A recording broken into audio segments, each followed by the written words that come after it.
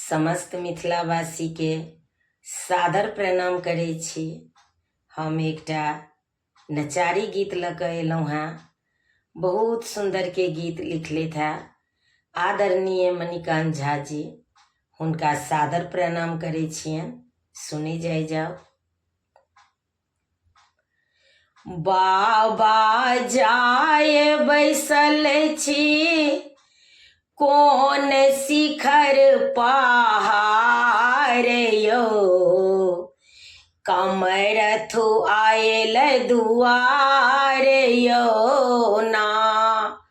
बाबा जाय बैसल छी कोन शिखर पहाड़ यो, कमरथु आयल दुआर यो ना।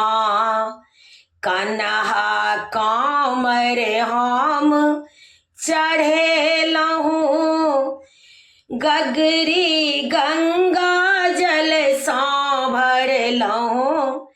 कन्हा कामर हम चढ़ेलहूँ गगरी गंगा जल सा भरलहूँ। जपलहूँ हर शिव बाम बम कैलहूँ जय जयकार यो, कमरथु आयल दुआर यो ना। जपलहूँ हर शिव बाम बम कैलहूँ जय जयकार यो, कमरथु आयल दुआर यो ना। बाबा जाय बैसल छी कोन शिखर पहाड़ यो, कमरथु आयल दुआर यो ना। भेटल सगरे जंगल झाड़ देखल महिमा अहाँक अपार। भेटल सगरे जंगल झाड़ देखल महिमा अहाँक अपार।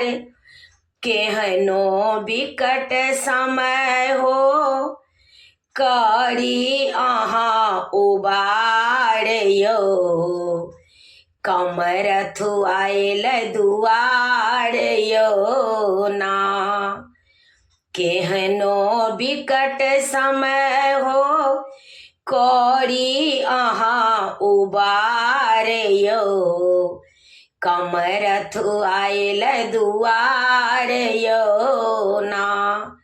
बाबा जाय बैसल छी कोन शिखर पहाड़ यो, कमरथु आयल दुआर यो ना।